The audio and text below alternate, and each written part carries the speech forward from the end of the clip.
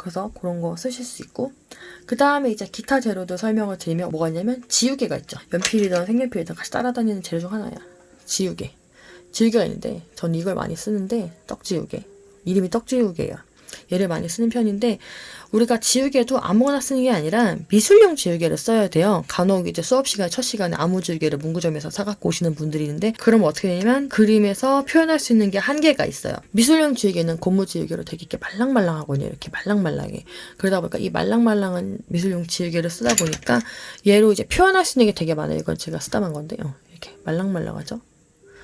말랑말랑해서 예를 들어서 연필로 그림을 그린다 했을 때 지우개로 해야 되는 작업이 정말 많거든요. 뭐 예를 들어서 하늘을 그리게 되면 그 하늘 위에 구름이 들어가겠죠. 그럼 구름 같은 거를 하얀색이잖아요. 그러니까는 애초에 바탕을 좀 칠해놓고 지우개로 지워가지고 그렇게 구름을 그린다거나, 아니면 파도야. 파도 같은 경우도 바닷물을 미리 좀 깔아놓고 지우개를 지워서 표현을 하거나, 이렇게 지우개를 많이 쓸 수가 있어요. 아니면 연필이 꼭 아니더라도 색연필 같은 거 작업을 하거나 수채화를 한다고 해도 어쨌든 스케치를 하다 보면은 몇 번 지우게 되거든요. 한 번에 촥 나오는 일은 발생하지 않아요. 몇 번을 아마 지우고 다시 그리고 지우고 다시 그리고 이렇게 스케치를 하게 될 거예요. 그러다 보니까 지우개 또 쓰게 되죠. 그리고 지우개 같은 게 이제 쓰다 보면은 뭉툭해서 쓰기 어려워져요.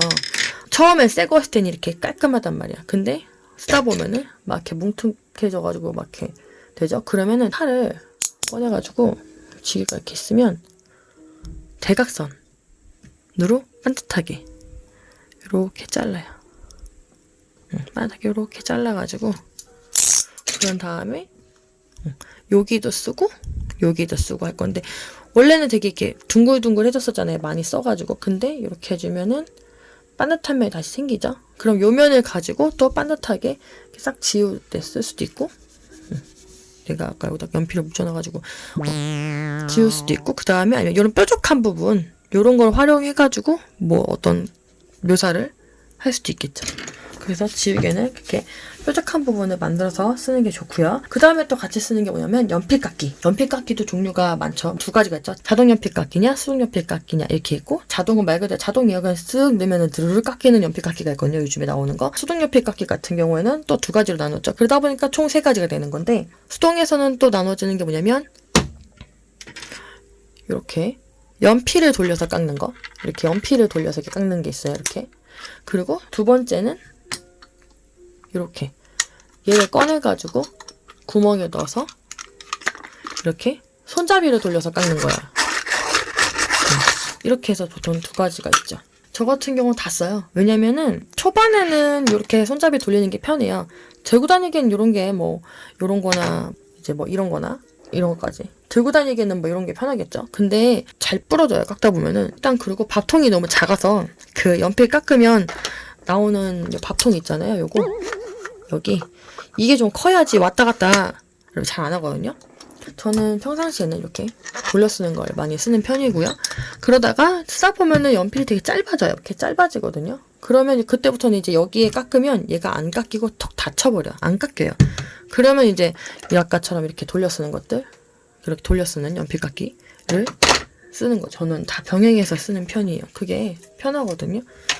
그렇게 해서 연필 깎기 다양하게 쓸 수 있어요. 그 다음에 또 하나 기타 재료 뭐가 있냐면 연필 깍지요. 깍지는 좀 아는 분들은 알고 모르는 분들은 모르는데, 쓰다 보면은 색연필이 처음엔 분명 이랬던 색연필이 이렇게 길었던 색연필이 어느 순간 되면 되게 몽덩이가 되죠. 그러다 보면 얘가 이제 잡기가 힘들어지잖아요. 그럴 때 깍지를 이렇게 끼우면 길어져요. 이렇게 깍지를 끼우는 거죠. 깍지는 뭐 요만한 것도 있고 이따만한 것도 있어요. 긴 거. 긴 깍지는 이제 보통 소묘할 때 많이 쓰는 편인데, 소묘를 하다 보면은 긴 선을 쓸 일이 좀 많아서 큰 작업을 할 수도 있고, 아니 뭐 색연필로 긴 작업을 내가 할 거다면은 긴 깍지를 쓸 수도 있지만, 어쨌든 깍지가 종류가 또 되게 많거든요. 이렇게 반 사이즈도 있고 긴 것도 있고, 긴 거를 저 같은 경우는 한 번 더 잘라가지고 3분의 1 지점에서 니퍼로 끊었어요. 그리고 절연 테이프를 감아가지고 3분의 1 사이즈, 3분의 2 사이즈도 갖고 있거든요. 그렇게까지 쓸 수 있어요. 종류가 되게 많아요. 깍지가 어마무시하게 많은데 뭐 이렇게 양쪽으로 된 것도 있고, 채우는 거 이거 좀 좋아하는 편인데, 저는 요거를 이렇게 믹서 돌렸다가 다시 이렇게 넣어서 채워서 쓰는 거, 이렇게 생긴 것도 있고, 약간 요런 애도 있고, 종류가 되게 많아요. 깍지는. 그래서 자기한테 맞는 거, 편한 거 또 쓰시면 되고, 그리고 연필이나 색연필의 종류에 따라서 이 굵기가 또 다 다르거든요. 이렇게 파버카스텔은 조금 굵은 편인데, 깍지를 살 때는 보통 저는 추천하는 방법이 인터넷 사는 것보다 깍지 같은 경우는 직접 가세요. 화방에 직접 가서 연필 하나 들고 가서 끼워보세요. 가끔 이제 안 맞는 경우가 있어. 안 맞으면 이제 안 들어가니까, 기껏 샀는데 안 들어가면 못 쓰잖아요. 그래서 맞는지 이게 좀 확인을 해봐야 되니까 껴보세요. 그렇게 해서 사시는 게 좋습니다. 그 다음에 스케치를 하다 보면 추가적인 재료를 또 뭐가 쓰냐면은, 그림을 그리다 보면은 이제 트레이싱지라는 걸 쓸 때가 있어요. 그냥 바로바로 이렇게 그려도 되지만 좀 이제 채색을 하는 과정에서 지우개질을 좀 덜 하기 위해서 트레이싱지를 사용을 해요. 그게 뭐냐면 이제 베껴 그리는 종인데, 뭐 우리가 흔히 기름종이라고도 하고 아니면 먹지라고도 하죠. 시커먼 먹지도 있고, 수입용으로 이렇게 수입 먹지는 이렇게 흰색도 있어요. 먹지가 시커먼 것만 있는 줄 알았을 건데 이렇게 돼가지고 하얀 먹지도 있어요. 하얀 먹지도 있고 까만 먹지도 있고. 그래서 여러 가지 그런 트레이싱지를 쓰셔도 되고, 아니면 더 좋은 건 사실 라이트 박스를 쓰는 게 제일 좋거든요. 근데 라이트 박스는 아무래도 이제 비용도 그렇고 공간도 그러니까 굳이 라이트 박스까지는 아니고 트레이싱지를 좀 쓰셔도 되고, 그냥 작업을 해도 괜찮아요. 그리고 이제 만약에 내가 색연필을 쓴다고 했을 때 색연필과 같이 함께 쓸 수 있는 재료들이 있어요. 색연필이라고 해서 색연필을 단독으로만 꼭 써야 되는 건 아니거든요.